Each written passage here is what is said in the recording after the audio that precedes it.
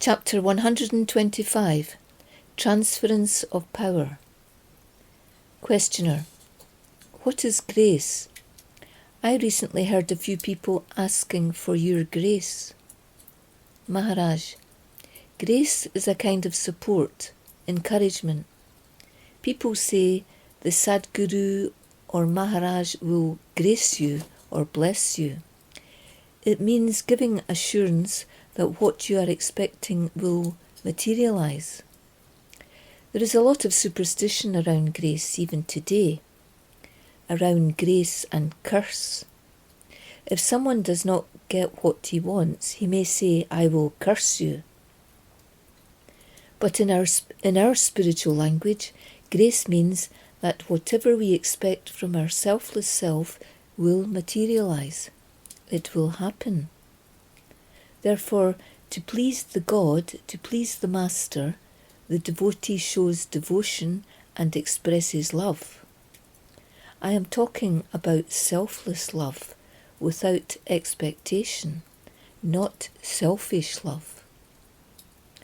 When the Master is pleased with his devotee and can see that he is a true devotee, he graces him. When the devotee shows the Master selfless love, the Master graces him with his power. The Master has tremendous power. I will present you with an image for understanding purposes only, which you are to quickly forget. Indian philosophy speaks of the transference of power. As you know, all power lies within you. But just for understanding, such concepts exist, like transferring the power. You already have power, energy, but you have forgotten. The Master is showing you that you have tremendous power. He is therefore gracing you with this power. The Master is gracing you with power, the same power that is within you. There is no difference between the Master and the disciple, except for the body form, and therefore the Master is convincing you of your power via the use of various statements, repetition, discourse, and dialogue.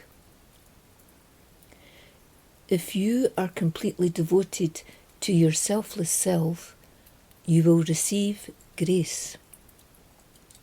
Questioner.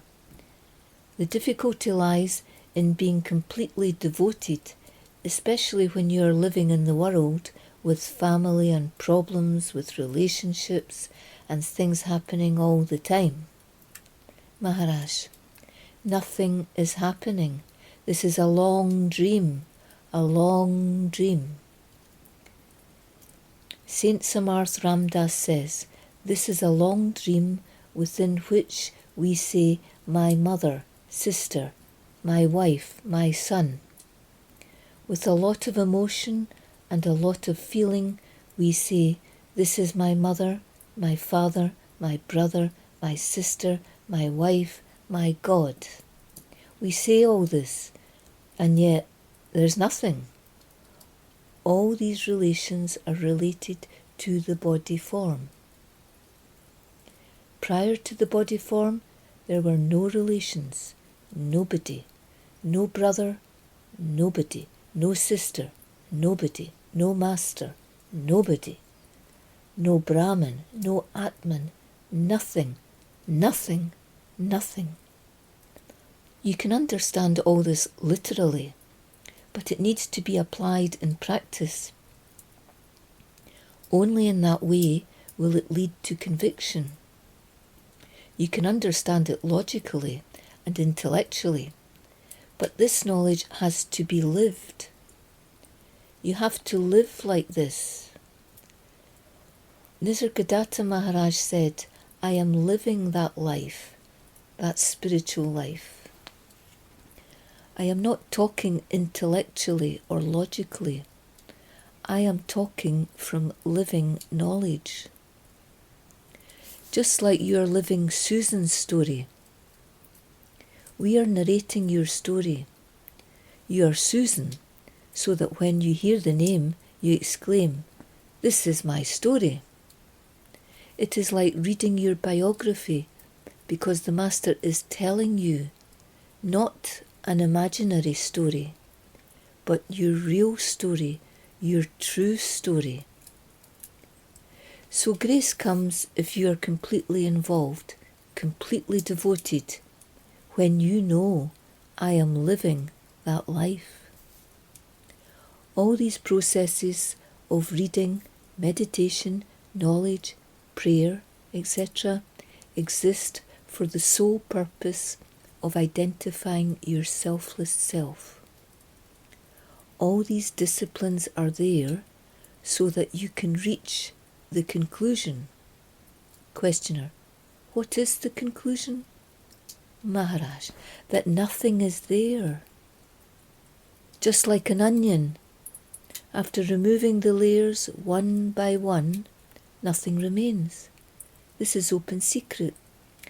I am opening up the secret with you. This is not knowledge that explains things in a roundabout and indirect way. This is direct knowledge, direct living knowledge.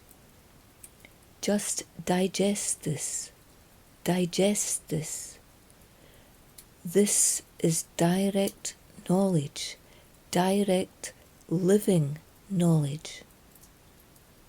Questioner: there is an urge to say something, but there are no words.